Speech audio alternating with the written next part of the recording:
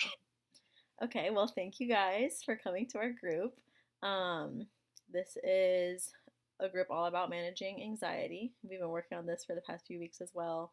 Um, Met a few times to even go over it to make sure that it's enjoyable for you guys and something that is really attainable um, and practical. That was a big deal for us too. We want to make sure that you guys go home with practical steps and things to remember afterwards.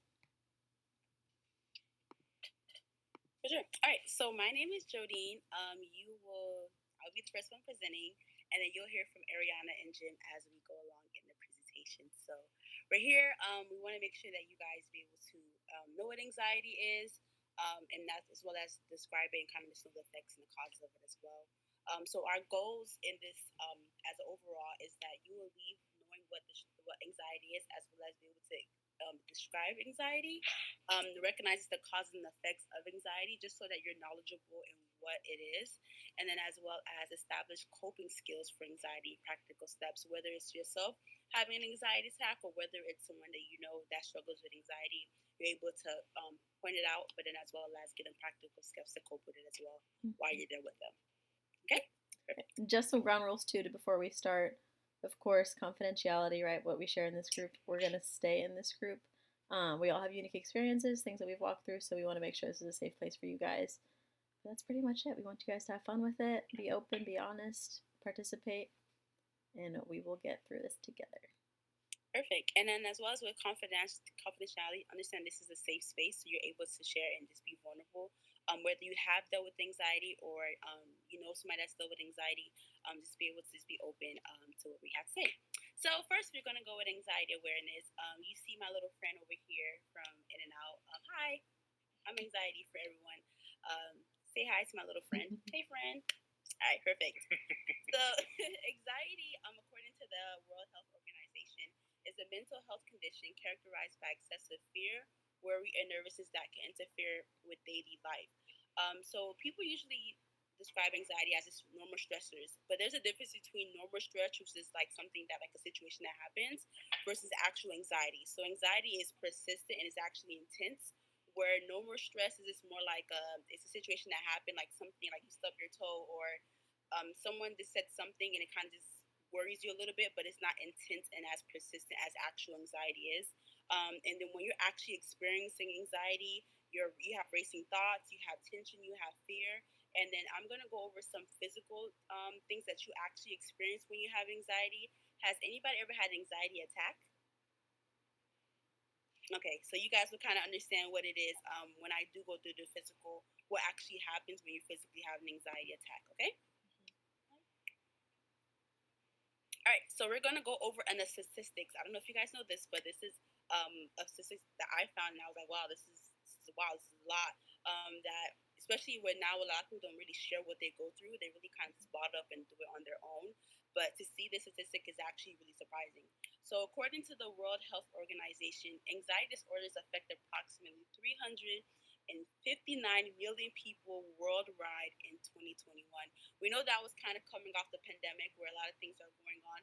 But even with the pandemic, there's still long lasting effects to this day that are still going on with a lot of people, whether it's instability, whether it's job placements, whether it's financial strains, getting into a lot of debt and trying to come out and trying to pay. And there's a lot of worry, jobs, losing good paying jobs, now having to come back to just regular jobs or just family situations and everything like that. That has had a huge impact and those things still linger on to this day. So even though this is once a 2021 statistic, to this day it could even be far more greater than that.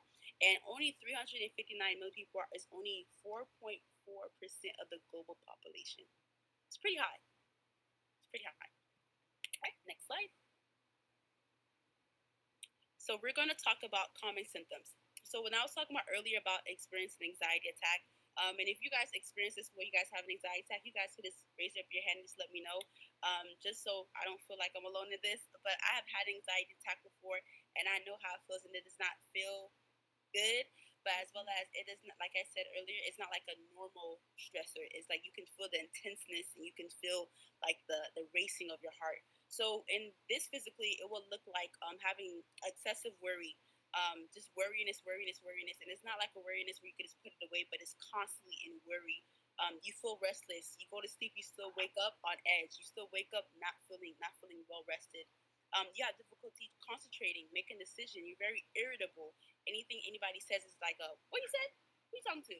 But it's not like in the sense of anger, but it's just in the sense of just very irritable. Sleep disturbances. You cannot sleep. You always constantly waking up. You're waking up restless. And physical symptoms like you're sweating, you're having palpitation, you have some chest pain, shortness of breath. Commonly in anxiety attacks, you're kind of bent over, trying to like grasping your chest, so you can kind of like because you don't want to make sure that you don't want to die or anything like that, but you want to make sure that hey, like am I still breathing? You're conching over, you're trying to slow your breath because you want to make sure you can breathe. But in that moment, your brain is not thinking, let me slow down. Your brain is going into fight and fight. So in that moment, physically, your body's on go. Some biological genetics. So certain genes such as serotonin transporters and the brain-deprived neurotrophic factors, they've been linked to increased anxiety, as well as your brain, which is something called the amygdala, which is an almond-shaped mass which is inside of your cerebral hemisphere. It actually involves with experiencing your emotions, and if that and your prefrontal cortex and your hippocampus are involved in processing your emotions. So if any one of those are off, if there's an imbalance in any one of those, and it goes into overactivation, then that's what could cause and actually increase your anxiety. So if there's an imbalance in your brain as well as your cerebral hemisphere, it actually can increase your symptoms of anxiety and actually make it even the attack even worse. All right, common factors. So these are the common factors that goes beyond just normal stressors. So you have everyday pressures. So you have routines like work.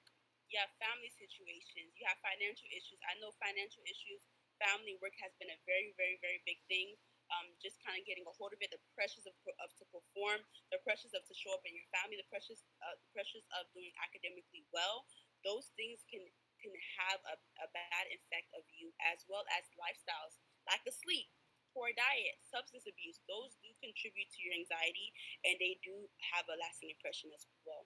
Life transitions. You never know when it's your time when you're going to get into a new season. Whether it's married, whether it's anything good or bad, divorce, getting a new job, everything has its different standpoints in your life, and in every event could be either positive, negative, can increase in your anxiety. And the crazy part about it is something positive can be happening in your life. You can still experience anxiety out of it because this is the overexcitement a part about it, but then as well as thinking about what could go wrong that can increase that as well. Um, Health concerns. Before we go health concerns, social situations, where there could be social pressures, where it could be not having like people around, or social anxiety disorders. That does include that. If you're scared to be around people, if you don't want to be around people, or even if you're around people and you still feel alone, those things can as well as contribute to that. Health concerns. If you have underlying health issues, that can increase your anxiety as well. And then trauma such as PTSD, any childhood experiences such as neglect, abuse, all those are risk factors for anxiety. And depending on the level of the trauma or depending on the level of the abuse, it increases the height of the anxiety. Next slide.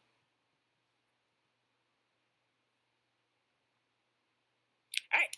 So before we do go into some learning the causes and effects of anxiety, I want to play with you guys a little game. So you can feel free to unmute yourself. So it is called myths or facts. So I'm gonna read a myth or a fact, and I want you guys to tell me if it's a myth or a fact. All right? Y'all ready? Ready. Ready. All right. So anxiety is just overreacting. People should calm down and get over it. I would say that's a myth. I don't know if a lot of people have full control over, especially like the physical aspects of like an anxiety attack. Yeah, telling somebody to just calm down and get over it is probably not going to break the spell of that anxiety attack. So I would say myth. Okay, clap it up for yourself. So that is a myth. The fact about it is anxiety disorders are real mental illnesses that can affect you biologically, psychologically, and environmentally. So it's not just thinking of a matter of thinking positive or relaxing, but it's actually something deeper. All right. Number 2, While everyone feels anxious sometimes, an anxiety disorder is much more intense and persistent.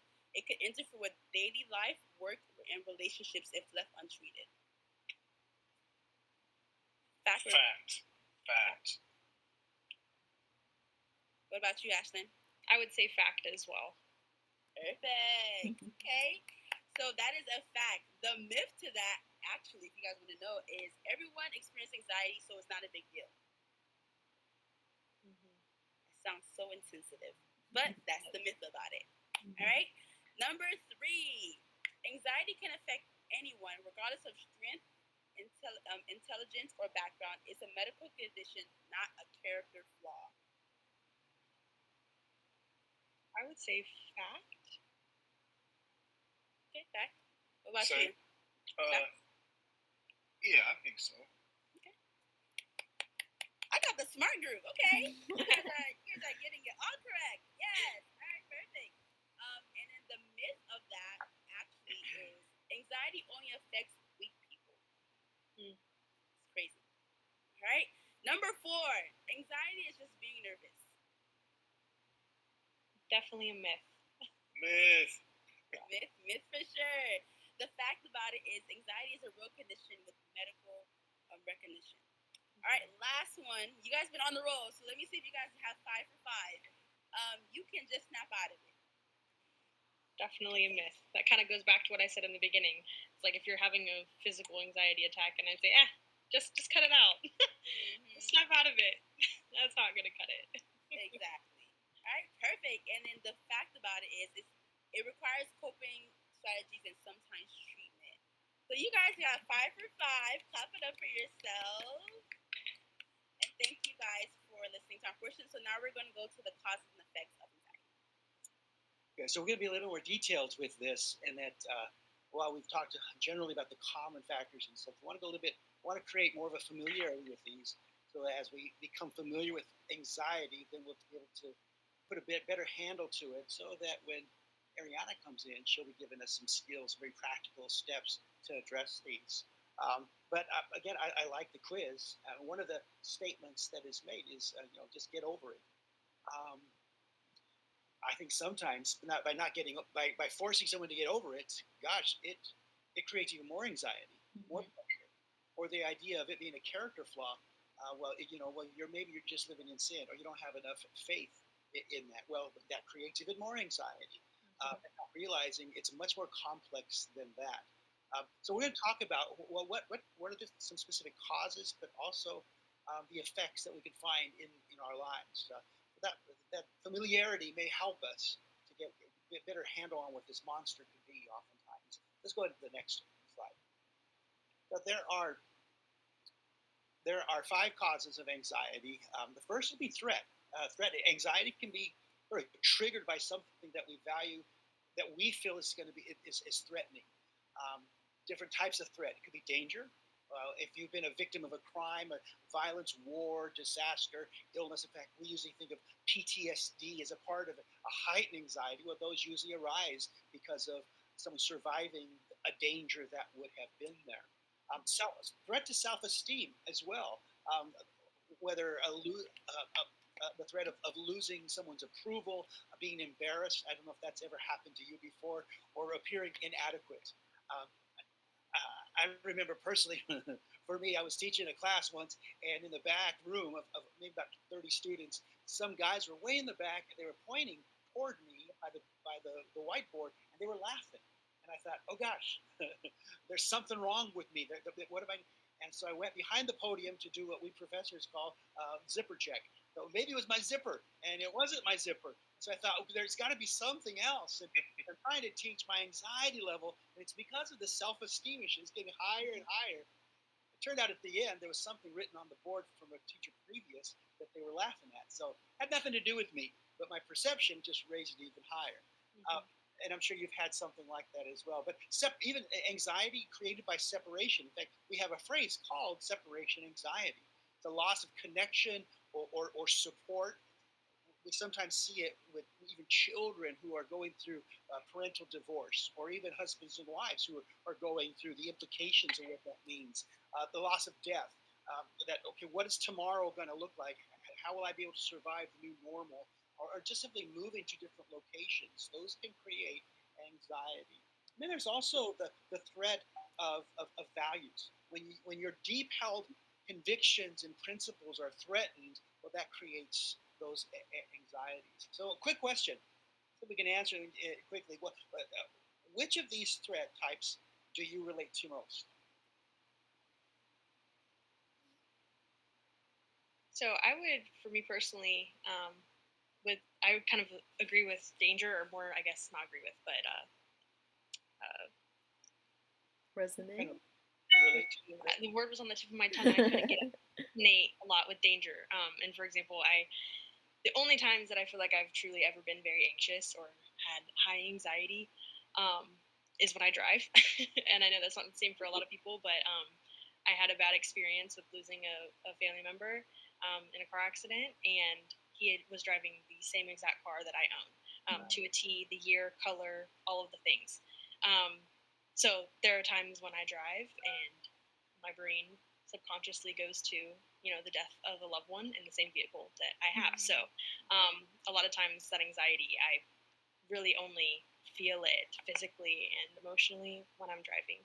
So all of the other things, don't get me wrong, I am human. So there are times of anxiety that come out from self-esteem or separation, things like that. But the most highlighted, I would say, for myself is danger. So being in a car. Thank you for sharing that. Wow. Yeah, mine would say it would be like separation. I think with my especially my children, like I really value that.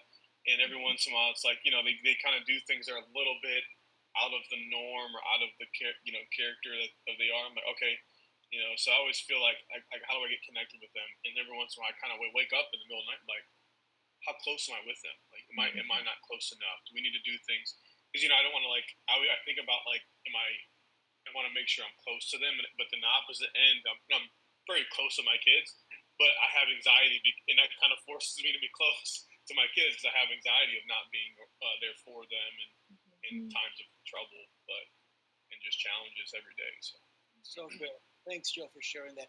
And we need to keep in mind when we talk about this one cause of threat, that it's not so much the threat itself, but the perception of that threat. To others, it may not be a threat for them, but just because it's not a threat for me doesn't mean it's not a threat for them. It all depends on how they're interpreting what that incident is. Yeah. But the second cause, let's go to the next slide. The second cause is coming up. Conflict, there it is, is conflict. Anxiety can emerge when we face competing pressures or even difficult choices in our lives. Two different jobs or loyalties, two friends come with opposing viewpoints and want to bring you or kind of triangle you in there, creates that kind of anxiety. This inner kind of tug of war that takes place, it can create some very serious uncertainties and mental exhaustion that takes place. Jodyne had mentioned something in terms of the conflict taking place even in our brain. And our prefrontal cortex says, this is how we ought to figure it out. And the amygdala in the back is saying, no, panic, do this. And even within ourselves, we're trying to reconcile, well, should I think it through or should I just panic? And even that creates that conflict within us. And then there's fear, a second cause, what's termed as phobia in counseling. It's a powerful trigger for our anxiety. Even when the danger is real or not real, or immediate. Again, it's the perception that really matters. Common fears will include failure, fear of rejection, fear of changes that might take place, fear of death itself, fear of intimacy, a fear of future, and even a lot of these things, some would say the exact same scenario they'd be excited about, and others would be very fearful. I think that's one of the reasons why we can't say to people, just get over it. We need to help them out. And even for us, that we need to be patient with each other in that. The fourth cause is that of unmet needs. We're borrowing from Maslow's hierarchy of needs. Most basic needs, if those basic needs are met, it's going to be high anxiety. The higher we are, the less the anxiety is going to be there. So the basic need is that of physiological survival, water, food, sleep. Those things are taken away. It's going to be high anxiety. We go to safety, security, employment, stability. Yeah, anxiety, but not so much, as much. Belonging, friendships, family, intimacy, esteem. That's my zipper story. Respect, self confidence that's there. If that's threatened, my anxiety is going to be there. And then there's even the idea, anxiety of what's my purpose in life, my creativity, even the issues of morality. Things are higher up there. If they're threatened, anxiety is going to be there as well. Part of it is even identifying, where am I? What needs might not be met? And how can I begin to identify those things? Now, the fifth cause is that of the physiology. Again, Jodyne mentioned this briefly, but it's the physical imbalances that can sometimes mimic or even amplify our anxiety. So it's nothing external. It's just physiologically something's happening within us. Heart-related issues. There's a condition called mitral valve prolapse. It's about 5 to 15% of the population experience this, where there's issues of heart pressure, fatigue takes place, worry occurs, but anxiety is another one of those things. But again, that's just one of many diagnoses that can cause anxiety. Health factors like caffeine sensitivity, inflammation, nutritional deficiencies, or even sleep deprivation create that anxiety. And then there's just medical, well, not just, but medical perspective would be this. It's once this is diagnosed, once we see that it's something physiological, medical treatment can help to reduce those sort of anxieties. We've been told in class, but even perhaps for us to recognize that if I don't see necessarily any external challenges of creating those anxiety, I might need to go see a physician to see if maybe there's an imbalance taking place. Let's go on to not just the causes, but I'd like us to consider perhaps even the effect of what anxiety is all about. In anxiety, the first effect that we find taking place is what happens within our body. Anxiety, it activates that fight, flight, or freeze symptom within us. Symptoms would include rapid heartbeat, shortness of breath, muscle tensions that take place, nausea, fatigue, or even insomnia. If those things begin to rise and we find patterns of those taking place or groupings, then it might point to this issue of there's some anxiety that's here. So what happens with my body? Second effect, it really asks the question, what happens within my mind? Anxiety, it distorts our thinking. It creates what I call stinking thinking.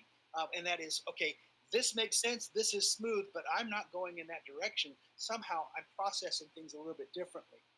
Anxiety can create catastrophizing, and that is just blowing everything up, assuming everything's just horrible, or overgeneralization. Everything's like that. Everybody's like that. Or just ruminating, going over and over, kind of mulling over the process in the negative way. Or even focusing on the threats themselves rather than focusing on the solutions that are there. So it affects us in our bodies, our mind, but also maybe asking the question, what happens in our heart? Anxiety can produce fear. It can produce dread. It can produce shame, irritability with other people, and even a sense of helplessness, creating that victim mentality. But it's all an emotional response to the anxiety itself. Another effect is the behavioral effect. It changes how we interact with other people. Avoidance, over preparation of things, or even withdrawal. They offer short-term relief, these sort of things, but oftentimes they sustain anxiety long term. That we'll stay away from people, or we'll over-prepare, but all of that sometimes heightens that. If we avoid things, assuming if I just avoid it, it'll be okay, but that sometimes compounds it even more so. But go ahead and go to the next slide. The fifth is asked about, again, more specifically, more social component of our relationships. Anxiety can cause an overdependence, an irritability, or withdrawal. Misinterpretation of neutral cues may lead to isolation or conflict. And if anxiety is going to tint my perception when I'm in relationships, I can begin to misunderstand what people say and read conflict even into those things. Final one would be that of in terms of its effects. It can affect us even spiritually or as existentially. What effect does it have on my own soul and spirit? Clients of faith may even interpret anxiety as a spiritual weakness, or maybe an abandonment from God, or a lack of faith. And even that in and of itself compounds the anxiety. Go ahead and go to, I don't know if we have a next one. I want to close at least with this and recognizing if we have a grasp of what the causes are, the grasp of the effects are, again, that gives us a good handle to say, all right, now we can move forward into what we can do in addressing those issues. Mm-hmm. Arianna's going to be our expert in that. Go ahead. So I know we've shared a lot of information with you, all good information, right? So maybe some of us have really related to some of the things that were brought up, right? Jim gave a wide variety of like causes and effects that maybe we can relate to, maybe not all of them, but we also want to leave you with some practical steps, like I said in the beginning, right? If we just dump this information and we're like, good luck, can you relate, yes or no? Wouldn't it be helpful, right? So we're going to wrap up with some practical steps and coping skills. All right, some healthy coping strategies. So do a lifestyle check-in, right? Check out your sleep schedule. How much are you sleeping? How consistent is it? Balanced nutrition. How are we eating, right? Regular exercise, getting outside.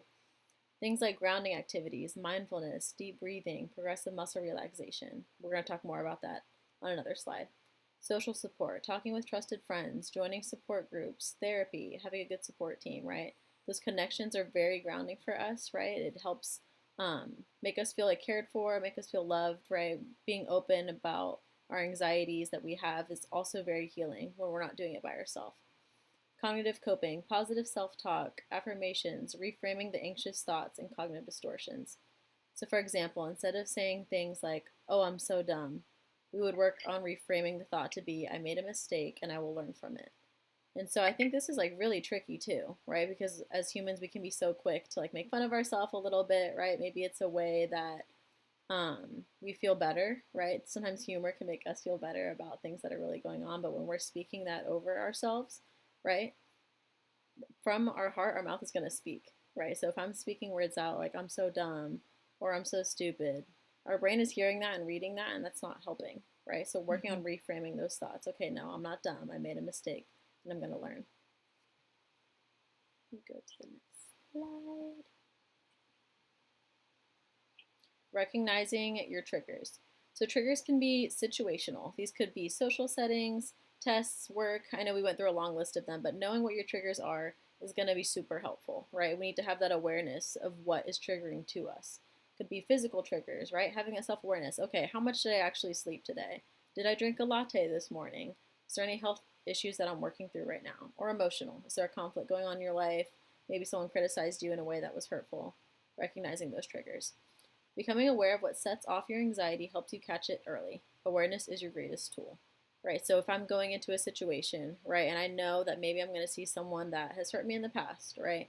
If I can cope ahead before that, the way I'm going to be triggered or react to the situation, to the person, is going to be a lot different when I have the awareness already, right? The last thing is having a meter for yourself to do regular check-ins or mood logs can help you stay aware if this is difficult. So there's a generalized anxiety disorder scale. It's the 0 to 7 scale, where 7 is your peak, right? 7 would be anxiety attack, panic attack, whatever that might be. It's the max moment of anxiety. And then 0's no anxiety. Some people have a baseline, right? That might be like 2 or 3 based on like social situations. Maybe there's something hard that's going on in their life. But the numbers in between depend on the person and what symptoms they're experiencing with anxiety and how they progress. So that self-awareness, checking in on yourself. Okay, where am I right now at a 0 to 7? If I feel myself climbing towards like a 4, a 5, a 6, right, I probably should start using some skills to get that number down. But we're not going to wait till we're at a 7 to start dealing with that. So, some practical techniques. We're going to work on one of these together, but I'm going to read them through right now. So there's the 5, 4, 3, 2, 1 grounding. So that's noticing 5 things that you see, 4 things that you feel, 3 things that you hear, 2 things that you smell, 1 thing that you taste. So right now, in a moment where you may not be feeling super anxious, it could sound a little silly, right? I'm looking at things, I'm smelling things, I'm hearing things, but in a moment of distress, these things are very grounding to help your thoughts narrow in and focus on something very simple like that. Box breathing, inhale for 4 seconds, hold it for 4, exhale for 4, hold it for 4 again. thought record, writing down those anxious thoughts. Is there evidence for and against it? Write a balanced thought. Similar to the reframing thing I was talking about earlier with the I'm so dumb, right? We need to be careful with what words we're speaking of ourselves. And then behavioral activation. So these are just things that are fun for us, right? That kind of give us the hope, give us the fun, give us the love, right? So choosing one small doable activity to do a day. Make sure you're fueling yourself in some way. Maybe it's calling a friend. Maybe some people love doing dishes, right? Kiss their mind off it, but have fun and do dishes. Go on a walk. These can often be means of healthy distraction as well. So what we're going to do all together, let's do the 5, 4, 3, 2, 1. So I would love if we could maybe bounce back and forth, Ashlyn and Jose, like wherever you're at right now. Maybe you're in the kitchen, bedroom, office. One of y'all take 5, the next one take 4, then 3, then 2, and then 1. We'll wrap it up like that. So who wants to do 5? I guess I can do 5 because I have a child, and there's probably many things in this I could point out that she's drug out of every room. Perfect. 5 things you can see. 5 things that I see. I see a sunflower bubble blower. I see my refrigerator. I see a jar of peanut butter. I see my green water cup. I see my daughter's shoes. And I see one of her books. I think that was 5. Beautiful. Right? Yep, you are good. All right, Jose, what you got? 4 things you can feel. So this is going to be like physical sensation. Say it again. That's going to be like physical sensation. Things you can feel with your hands, with your feet, on your body. My legs are cold. Okay.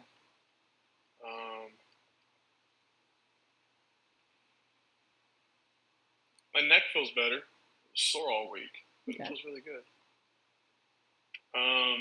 I've never done this. This is interesting. No, you're doing great. I feel joy.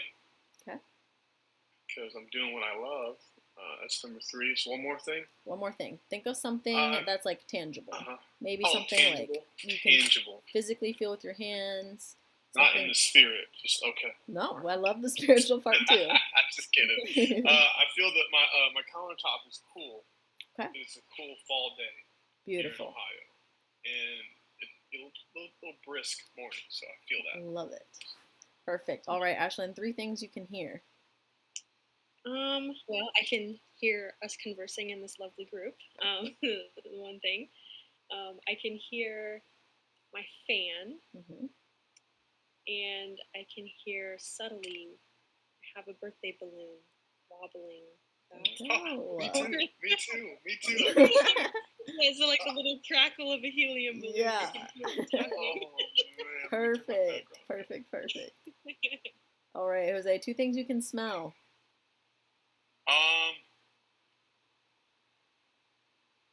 I'm sorry, I got distracted with the balloon. I literally have one right behind me, and I'm trying to take it off, but I won't because I don't know how to do this. Okay, there it is. Balloon. Boom. Let's go. There. I love that. I literally put the screen on because oh my gosh, I'm just gonna stare at the balloon the whole time, and so I had to put the background. I'm gonna keep it up now. What was the question? 2 things you can smell. Taste. Oh, smell. Yeah, you smell fall, the dead foliage. Foliage? Is that the dead word that foliage. I say? It's in the air. My doors are open earlier, so you can smell it. I love that smell. And I smell coffee because I've just drank some coffee. So beautiful. And then you're going to wrap us up, Ashlyn. 1 thing you can taste. So to piggyback off of your coffee, I was drinking coffee not that long ago. I feel like I still have the resonance of the coffee flavor, the hazelnut in my mouth. Yep. I would say that's my taste. Great job, guys. Yeah, noticing all of these things are super helpful, right? It sounds like I said we're laughing now because maybe we're not feeling super anxious right now, but when we're in a distressing moment, these things are really grounding for us. Helps us actually stick in the moment instead of being all lost in our thoughts, right? But yeah, thank you guys so much. These were our references if you want to do more research on your own. But we love having you guys.